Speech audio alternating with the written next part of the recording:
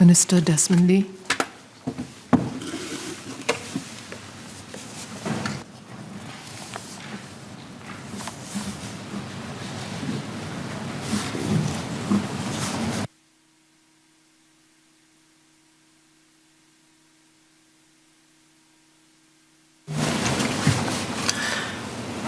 Madam Chairman, even as we continue fighting COVID-19 today, we are focused on our mission of building an even better Singapore tomorrow.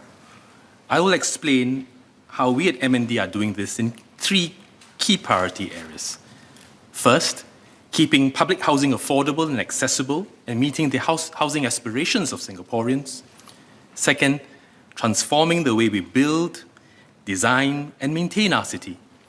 Third, growing our city in nature. And fourth, safeguarding our built heritage.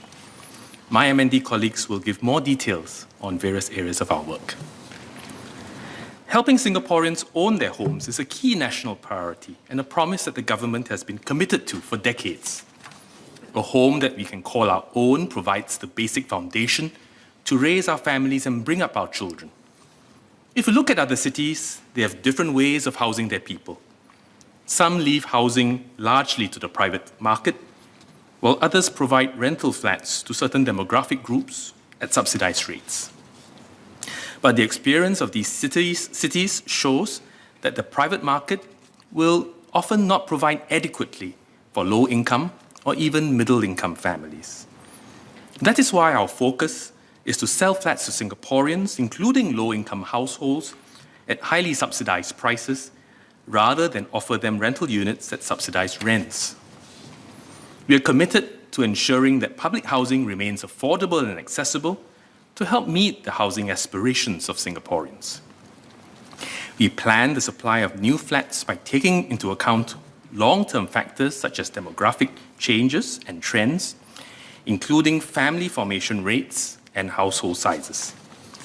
We also monitor the market and make adjustments to meet cyclical shifts in demand. In addition, we provide generous grants for first-timers for both new and resale flat purchases, with more help for lower-income buyers. Mr. Chong Ki-hong asked if we should review our affordability benchmarks. Now, most first-timers buying HDB flats in the non-mature estates only need set aside a quarter of their income or less to pay for their monthly loan installments. This is already significantly lower than the international benchmark of between 30 to 35% for affordable housing. And it allows buyers to pay their mortgage with their CPF savings with little or no cash outlay. To ensure prudent use of public funds, we impose a monthly income ceiling to allocate housing subsidies to those who may need it more. To Ms. Poli San's question, the current income ceiling of $14,000 for BTO flats already covers more than 8 in 10 Singaporean households. The income ceiling for executive condos or ECs is even higher at $16,000. Households earning an income above $14,000 have a variety of housing options such as resale flats, ECs, and private developments. The income ceilings were just raised in 2019, but we will continue to review. In the immediate term, the pandemic has had a serious impact on the construction sector, causing housing delays, concerns about tight housing supply, and worries about rising resale home prices. At the same time, marriage and family formation, a growing trend of smaller households, and the current low interest rate environment have led to strong housing demand in both the BTO and resale markets. Since last year, we've been working closely with industry on two important tasks. First, we are working hard to minimize delays in the ongoing construction of flats. And second, we are ramping up our building program to meet the strong demand for public housing. We will launch 23,000 flats per year in 2022 and 2023 and are prepared to launch up to 100,000 flats from 2021 to 2025 if needed. Ms. Cheryl Chan asked about these efforts. This is difficult work, especially in the midst of an ongoing pandemic. Our HDB colleagues have been on the ground working closely with contractors to overcome the many challenges that COVID-19 has thrown at them. Bringing in workers safely to make up for manpower shortages due to border restrictions. Coping with the impact of public health measures on productivity at work sites. Sharing cost increases when prices of construction material rose sharply. Localizing more precast production and stockpiling more material in case of further disruptions in supply chain, and so on. We have seen some progress. In 2021, we delivered about 14,500 new flats, more than the 9,400 flats in 2020 and the 13,500 flats in 2019 pre-pandemic. We are also increasing the supply of private housing through the government land sales program. And last year, we introduced measures to cool property markets to preemptively address the risk of home prices running ahead of market fundamentals. And in doing so, keep housing affordable for genuine home buyers. So that is how we are addressing the housing situation today, by increasing both private and public supply to meet the strong demand, while moderating market movements and minimizing delays. We're not out of the woods yet, because the pandemic situation remains uncertain and the geopolitical situation increasingly volatile. But the delays have impacted many Singaporeans' life plans. We seek your understanding and support as we press on to try to minimize delays and deliver your homes to you as soon as we can. In the meantime, for first-timer families who face challenges renting on the open market, we assist them with interim rental housing under the Parenthood Provisional Housing Scheme, or PPHS. Mr. Chong Ki Hiong, Mr. Gan Tiam Po, and Mr. Gerald Yam asked about the PPHS supply. We're on track to add 800 more units by mid-2023. We have tripled the number of PPHS flats offered at each application exercise. But supply remains tight, so we are prioritizing families with the greatest needs. As a result of these efforts, application rates have fallen significantly, from about 20 times to about 9 times in the most recent exercises, though that is still high. That said, around half of the applicants who are invited to select a flat decide not to do so, suggesting that many may have other options. HDB also offers interim rental housing, or IRH, on a case-by-case basis for those who do not have other interim housing options. To Mr. Gerald Yam's suggestion, the supply of IRH flats varies to meet the demand, as these flats are also used for PPHS or public rental. Members have made other suggestions to address concerns about housing delays and supply. Mr. Louis Chua and Mr. Gan Tiam Po suggested building more flats with shorter waiting times. Now, significant land and infrastructure preparation is needed before we can build BTO flats. Where possible, we have brought forward our plans for land preparation. This allows us to launch flats with shorter waiting times. Now, in November last year and February this year, we launched more than 4,000 flats with waiting times of around 3 years or less. We will launch more such flats in future where we can. Sale of balance flats, open booking of flats are also flats with shorter waiting times. But all these depend on whether sites are available. For brownfield redevelopment, we may be delayed if, for example, existing users of land require more time to relocate, or if existing services need to be diverted. For greenfield sites, we need to carry out detailed environmental studies. In fact, we've accelerated many of our plans in order to increase the BTO supply over the next 2 years. That is our priority, to meet the current strong demand. The leader of the opposition asked if we will also review the various HDB priority schemes and give certain priority, absolute priority to certain groups. Priority schemes allocate housing supply to meet the needs of a wide range of Singaporeans, to support marriage and parenthood aspirations of young couples, the desire to live with or close to parents or married children for mutual care and support, or the housing needs of our singles and seniors. These objectives all remain relevant and important. Now let me explain how our priority schemes work. For each scheme, we set aside a certain proportion of flats.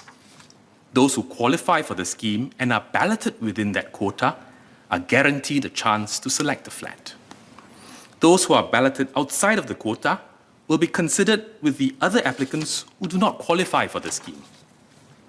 In that sense, each priority scheme guarantees a certain number of flats for qualifying applicants and so addresses different categories of households and families in Singapore who have needs. But we cannot guarantee a flat for all the applicants in any one of these priority schemes for a particular launch, because there may well be more applicants than there are flats set aside in each scheme. It would mean that the other groups who do not qualify for that scheme would not get a chance to book a flat at all. This could include singles, couples who do not have children, and others. We would also need to build a lot more flats and use a lot more land to meet this demand if done in this way. Instead, our approach is to strike a calibrated balance between the housing needs of different groups. And so, contrary to the Leader of Opposition's characterization of the way in which we set aside our priority schemes, it is not one in which priority refers only to more chances, but rather, in trying to balance the needs of different groups, we provide absolute priority within certain quotas to ensure that one group does not then eat up the quotas and spaces for other groups. As for putting out information on the application numbers under different priority schemes, HDB already provides the number of applications received for each project across the various household types, for every town and flat type. These figures are updated through the application period for each BTO and SBF exercise. Applicants can refer to this information in deciding which project to apply to. Now, besides managing current demand and supply, we also continue to enhance our housing policies. Ms. Mariam Jaffa asked what we were doing to make public housing fairer and more inclusive. One major policy we rolled out last year was the new Prime Location Public Housing Model, or PLH, after many years of study and engagement. This allows us to build flats in prime locations and keep them affordable so that these areas remain diverse and inclusive and do not become places where only the well-to-do can live.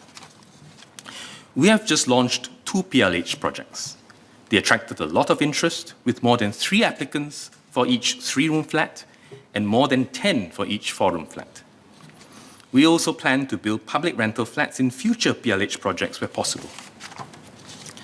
To Ms. Mariam Jaffa's question, our approach has been to integrate sold and rental flats in the same BTO projects, including in prime areas where feasible, to enable Singaporeans across different backgrounds to build neighbourly ties, form community bonds, build a stronger and more cohesive community and society. We have completed 2 new blocks that integrate both rental and owned HDB flats in the same block, and more are in the pipeline. Mr. Pritam Singh and Mr. Louis Chua raised some concerns about the PLH model. These are not new. They've been raised by others, considered and addressed during our extensive public engagements. But let me go through them again quickly. Mr. Singh asked how we determine the subsidy recovery rate. As we've explained, because PLH flats are in prime locations, we need to provide additional subsidies on top of the usual BTO subsidies to bring the price of the flat down to an affordable level for more Singaporeans. Mr. Louis Chua suggested lowering the subsidy quantum at the point of sale. Now, if we were to do that, it would just mean that only those with higher incomes or wealth can afford these flats. This would go against the intention of the PLH model. We size the subsidy recovery rate to recover these additional subsidies as a percentage of the resale price where the flat is sold on the open market. This is to be fair to the other BTO flat buyers who do not get these additional subsidies. Taken together with the other measures such as the 10-year MOP, disallowing of rental of whole flats, and ring-fencing the pool of eligible buyers to those meeting the BTO eligibility conditions at the point of resale, among others, would help to mitigate excessive windfall gains. Mr. Singh also asked how we determine which projects come under the PLH model and if the PLH might push up resale prices of neighbouring flats. Now, we look carefully at the attributes of each project, including expected selling prices, to decide if we should apply the PLH model. As to whether neighbouring resale flat prices will see higher prices, as to whether neighbouring resale flats will see higher prices, this is unlikely as they are much older flats. In any case, it will be another 15 years or so before PLH flats reach the resale market. So we'll keep studying and monitoring this. Mr. Louis Chua asked why singles are not allowed to buy PLH flats. To moderate resale prices, we require resale PLH buyers to meet BTO eligibility conditions, which is a set of criteria that most people are familiar with. This criteria includes singles who are part of larger households with caregiving responsibilities. Say they're buying a home with parents, or with their siblings if their parents are not around. And this will apply mostly to older singles. The PLH model is very new, and we have only launched 2 projects. We will continue to monitor the response to PLH projects and review the parameters as part of our regular policy reviews. Besides socio-economic inclusiveness, we also want our public housing estates to reflect our society's ethnic diversity. The Ethnic Integration Policy, or EIP, seeks to support that. It enables people from different ethnic backgrounds to integrate in their daily lives, around their homes, at the markets or hawker centres, in schools, in the neighbourhood shops and playgrounds, and so on. That provides some of the conditions to foster tolerance and understanding and counteract the powerful social forces that tend to divide societies. Even today, nearly 1 in 3 HDB blocks and 16% of HDB neighbourhoods have reached one or more of the EIP limits. Without the EIP, racial concentrations could be much higher in various parts of Singapore. So the EIP remains relevant and important in promoting racial harmony, and I'm glad that we've established bipartisan consensus on this after our debate in this House last July. We are mindful that some flat owners may face difficulties selling their flats when the EIP limits are reached. For example, some may have to lower their asking price or may take longer to sell their flats. We've been helping these families in different ways, such as by giving them more time to sell their flats and even waiving the EIP limits in exceptional circumstances. But it is not sustainable to keep waiving the EIP limits because this would erode the very objectives that the EIP seeks to achieve. Over the years, we've continued to receive feedback about the rough edges of the EIP and suggestions on how to smoothen them from the public and from MPs, including Ms. Mariam Jaafar, Mr. Chong Ki Hiong, Mr. Saktian Lisupat, and Mr. Lim Biao Chuan during this debate. We have said before that we would continue to study these options. Having done so carefully, we have decided that for EIP-constrained households who face genuine difficulties in selling their HDB flats, HDB will buy back their flat on a case-by-case basis. Now, this complements existing forms of assistance that I've just articulated. To ensure that we focus on households with the greatest needs, we will offer this buyback assistance to those who have owned their flats for at least 10 years. But those who are EIP constrained and need to move out earlier due to extenuating circumstances can still apply to HDB for special consideration. In assessing households for buyback assistance, we will consider the household's specific circumstances, including how long the household has been EIP constrained and whether they have marketed their flats consistently at reasonable prices. If HDB assesses that the conditions have been met, it will appoint a professional licensed valuer to perform a valuation, and HDB will make a fair offer so that the household is not unduly disadvantaged due to EIP. In deciding how best to assist EIP-constrained flat owners, we had considered other suggestions. Mr. Saktian Lisupat suggested applying the EIP limits over a larger geographical area. Mr. Pritam Singh had also previously suggested this. But this could likely lead to overconcentration of particular ethnic groups at the local level in specific blocks or neighborhoods, rendering the EIP less effective. And when the limits are reached in larger geographical areas, significantly more flat owners will be constrained. At that point, HDB may have to waive the EIP limits in even more cases. So this is not a viable long-term solution. Mr. Chong Ki-hyong and Mr. Lim Biao-chuan suggested giving a grant to households who may have to sell their flats at a significantly lower price due to EIP. We studied this in detail, but found that it would be difficult to implement in practice. First, it would be difficult to size the grant fairly. A fixed grant may undercompensate some sellers, but overcompensate others. Yet, a variable grant, say a certain percentage of the transacted price, would give sellers with higher flat values more support in absolute terms, which might not seem fair to others. Second, some buyers and sellers might well artificially lower their transaction price to take advantage of the grant, and would be hard to guard against this. This would be unfair to taxpayers. So on balance, we have decided that the most feasible option would be to buy back flats from EIP-constrained households in genuine need. This is not a decision that we make lightly, because it requires significant government resources. But we believe it is the right thing to do because the EIP benefits all of us and helps to foster a more cohesive society. Finally, a quick response to Mr. Singh's question about EIP data. During our exchange in Parliament on EIP last year, he wanted data to understand what was unique about EIP-constrained neighbourhoods. I had said we would look into what we could practically provide given the large volume of data requested. In our response to his 2 PQs, we have provided comprehensive figures such as the number and proportion of blocks and neighbourhoods that have been constrained by the different EIP limits over the last 30 years, as well as the areas corresponding to some of the neighbourhoods that were EIP constrained in both 1990 and 2020. However, there are practical limitations to providing all the data sets requested. For instance, he had requested the names of all EIP-constrained neighbourhoods from 1990 to 2020, a 30-year period.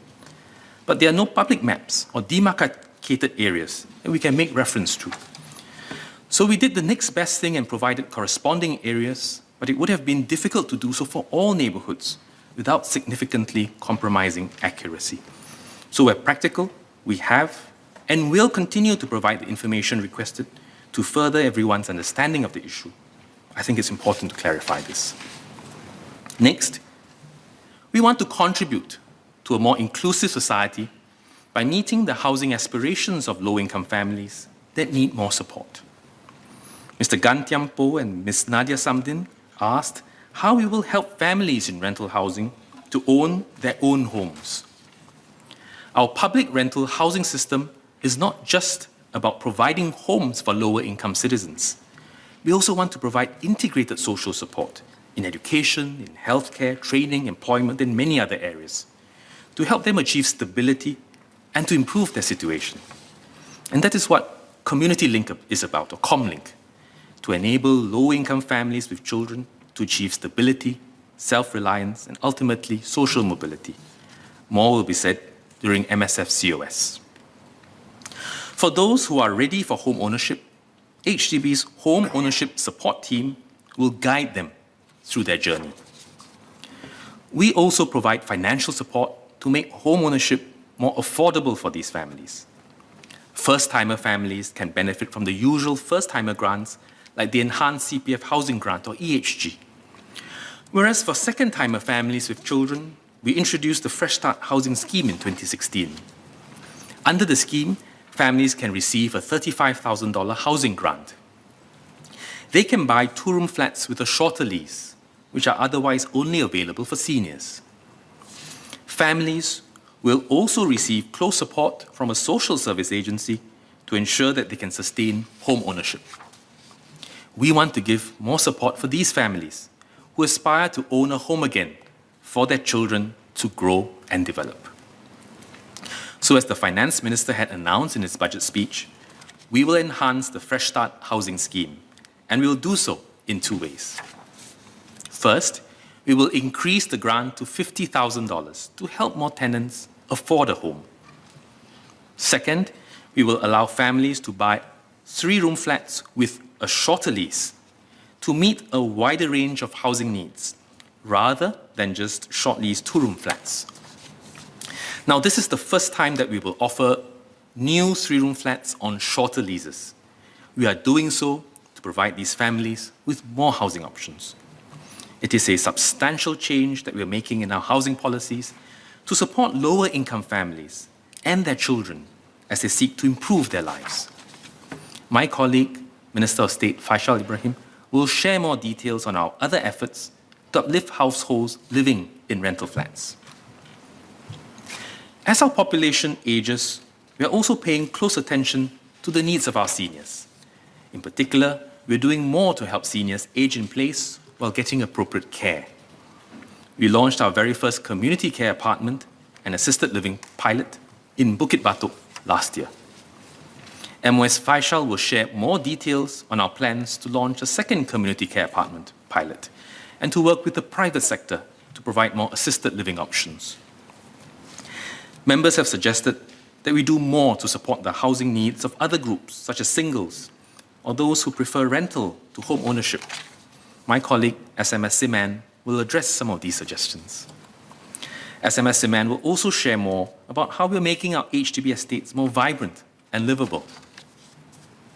Let me now turn to how we're transforming the built environment, or BE sector. The sector was badly impacted by the COVID-19 pandemic, and MPs such as Mr. Henry Quek have asked about its progress. Throughout this period, we've worked closely with the industry, not just on BTO projects, but also more widely across the sector, to deal with the challenges that have come our way, from manpower shortages to cost increases and supply disruptions. We still hold regular meetings and site visits to understand the situation on the ground and to find a way forward. We are thankful for the close partnership with trade associations, companies, and workers as the sector recovers. We are seeing encouraging signs.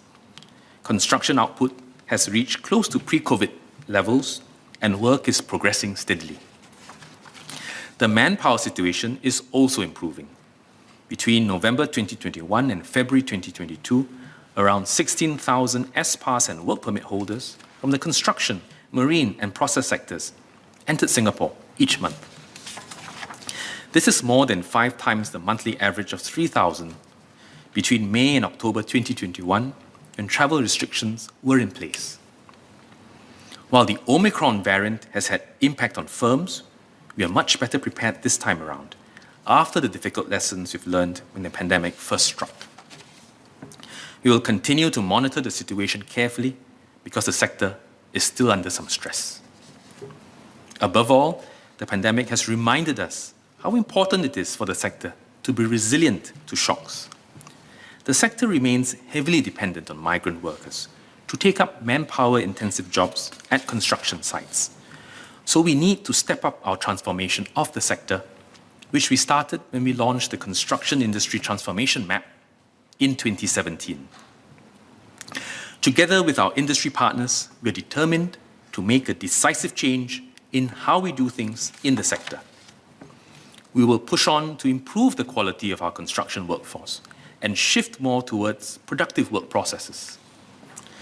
To drive this transition, the Minister for Finance and the Minister for Manpower had earlier outlined the changes that we are making to our foreign workforce policies. First, we'll remove the current MYE or Man-Year Entitlement framework in 2024 and introduce a new levy framework that encourages off-site prefabrication work. This will make it easier for firms to hire workers for more productive and skilled work. Second, we will reduce the construction dependency ratio ceiling from 1:7 to 1:5. This means that firms will be able to hire fewer migrant workers per local worker. Some might ask, why are we making these changes when the industry is still recovering? But it is precisely our painful experience from the pandemic that has shown us why these changes are necessary. And as the sector recovers, we should seize this opportunity to fundamentally change how we design, build, and maintain our city. These foreign manpower moves should be looked at together with other efforts to raise productivity. For example, we've enhanced our buildability framework over the years to raise the standards for manpower-efficient designs and technologies. And from April this year, all larger buildings must be designed in ways that require less manpower to construct. This means that the industry should need fewer workers when the foreign workforce policies take effect from 2024. Mr. Chong Ki-hyong and Mr. Henry Kwek have asked how we will support firms to digitalize and adopt productive technologies such as prefabricated, pre-finished volumetric construction, or PPVC. Indeed, this continues to be a key priority. This year, to support firms and workers to be more productive, we will extend various schemes under the Construction Productivity and Capability Fund, or CPCF. My colleague, MOS Tan Kiat Hao, will elaborate on this later. We will also push ahead with built environment sustainability to address climate change. During the Green Plan joint segment, I'd spoken about the importance of greening our buildings. Ms. Tin Pei Ling and Ms. Mariam Jafar asked if we will do more to reduce emissions in existing buildings. Today, more than half of our buildings that are more than 20 years old have not been retrofitted, and they lag behind newer buildings in terms of energy performance. Retrofitting older buildings costs a lot more upfront, and it may take several years to recoup this investment.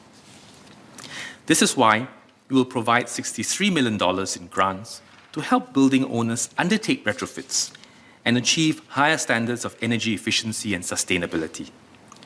We will do this by significantly enhancing our Green Mark incentive scheme for existing buildings.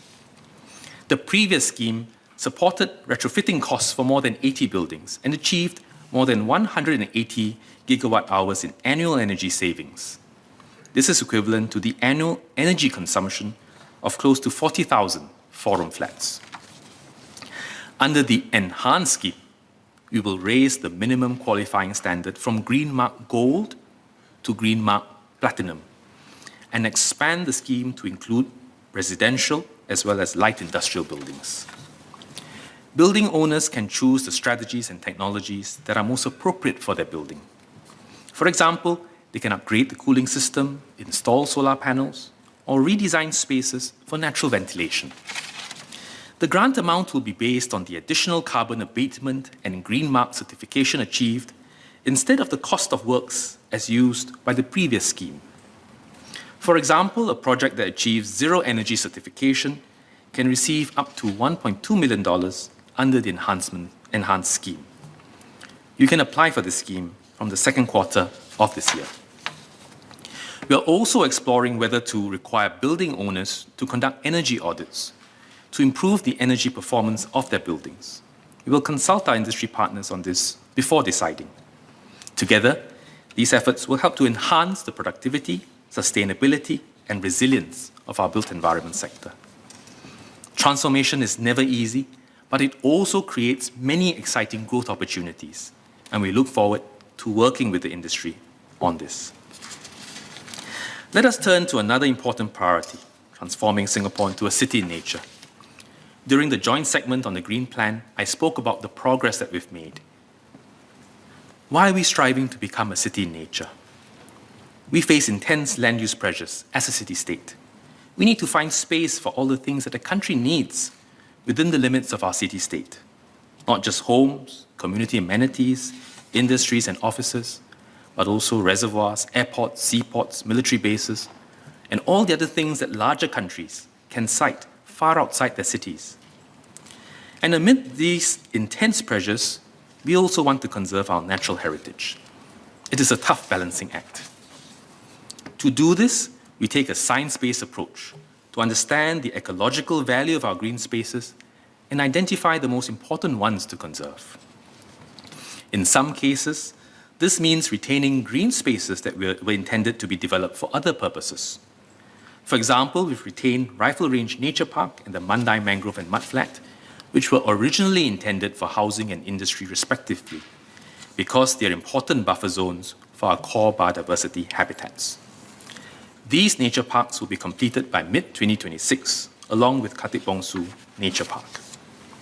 Last year, we also launched the Ecological Profiling Exercise, or EPE, in partnership with experts and members from the nature community. Ms. Nadia Samdin asked for an update on this. Based on the EPE's findings, we are creating more ecological corridors between our core nature areas. For example, we found that the forests at the western half of Ulu Pandan are richer in biodiversity than its eastern half. So we will safeguard a sizable nature park there. We also found that the green networks around Totak, Maju, and Clementi are important stepping stones between Bukit Timah Nature Reserve and the southern ridges. So over the next few years, we will establish a Clementi Nature Corridor that runs through these green spaces, including the eventual nature park in western Ulu Pandan. Beyond strengthening ecological connectivity, we also continue to expand our island-wide park connectivity networks to give Singaporeans greater access to green spaces near their homes. Today, we have around 370 kilometers of park connectors, more than 7 times the length of Singapore from east to west. And we keep adding more. In January, we launched the eastern half of Phase 1 of the Round Island route. Covering a total distance of 75 kilometers, this green connection makes the journey from Rowers Bay to Balea Creek more seamless and accessible. Professor Koh Lian Pin asked what more we can do to involve Singaporeans in nature conservation. Now, this is an important point. Being a city in nature is not just about our living environment. It's about who we are as a people, how we respect nature, take care of it, steward it responsibly. We are encouraged by the strong support of our community partners. Over 320,000 trees have been planted under the 1 Million Trees movement, involving more than 30,000 members of the community. Many volunteers have also helped restore and enhance our green spaces through the Fence of the Park initiative. And last December, through our City in Nature conversations, we heard many thoughtful suggestions on how to advance our greening journey. We invite Singaporeans to join us in realizing our vision of a city in nature and grow a greener, more livable and sustainable home. Besides stewarding our natural resources, we also want to safeguard our history and heritage. As we look to the future, we must also remember our past. Our built heritage is important because it gives present and future generations a sense of place, identity, and rootedness. Our built heritage has significant intangible value that we should safeguard. Today, heritage conservation is an important consideration in our planning process. When evaluating development proposals, URA works closely with NHB to determine the conservation merit of our buildings, consults relevant stakeholders, and calibrates how to balance conservation with development. Despite our short nation-building history, our conservation efforts have achieved good success, with close to 7,200 heritage buildings gazetted for conservation. Over the years, we've continued to refine our approach to safeguard our built heritage and expand our engagement efforts with the heritage community and key stakeholders. For example, we formalize constructive working relationships with the heritage community by setting up public-private people partnerships like the Heritage and Identity Partnership, HIP, and NHB's Heritage Advisory Panel, HAP. These partnerships allow us to tap on their expertise upstream at the planning and design stages of development to optimize how we conserve and celebrate our built heritage. We've been developing a structured framework to evaluate when and how additional heritage impact studies should be conducted as part of the planning process. In 2018, URA, HDB, and NHB commissioned NUS's Department of Architecture to pilot a large-scale detailed heritage study of the old police academy. The old police academy played an important role in the professional development of police officers from the 1920s until 2005. And since 2016, the Singapore Police Force, URA, and HDB have been engaging the larger police fraternity on how we could celebrate and sustain the heritage of the old police academy. The Heritage Study Report was also published for public feedback last year. Members of the public who wrote in include a former trainee who shared his memories of the place. He suggested retaining certain roads and certain road names. Taking into consideration the study and the feedback received, we plan to conserve 6 buildings, including 4 within the new housing estate. They will be meaningfully adapted for contemporary use. Part of the parade square will also be retained as an open space. For buildings and spaces which cannot be retained in their entirety, we will explore how to sustain their heritage significance in the design of the new housing estate. HDB and SPF have also formed a dedicated work group chaired by MOS Faisal with police and heritage stakeholders, and have started to discuss how to celebrate the rich heritage of the old PA. In response to Mr. Seow Chuan, we are glad to announce that we will formally implement the Structured Heritage Impact Assessment, or HIA framework. Under this new framework, developing agencies for public projects that are likely to cause major impact to significant heritage sites will need to consult URA and NHB to determine if a heritage study is required. For sites that require an HIA, which is the most extensive of heritage studies that may be imposed, agencies will engage consultants to provide an additional and more detailed assessment on the significance of each heritage element and the recommended interventions. The HIA will complement URA's and NHB's existing processes. Findings will be shared unless there are security or other concerns, and members of the public will be invited to give feedback.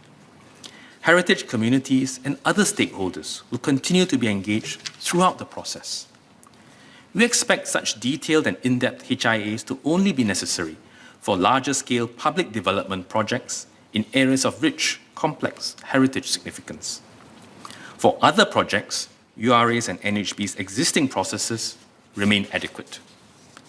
The implementation of the HIA framework marks an important milestone in the maturing of our heritage evaluation processes, and we'll continue to refine this process along the way.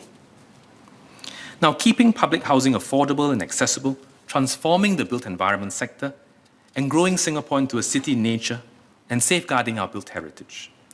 These are just some of the key priorities we are working on. We have to do all this while meeting the evolving needs and aspirations of Singaporeans, all within the confines of our small city-state.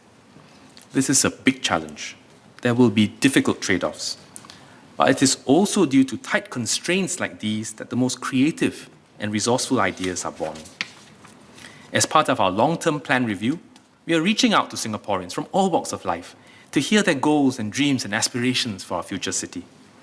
My colleague, SMS Siman, will give an update on this.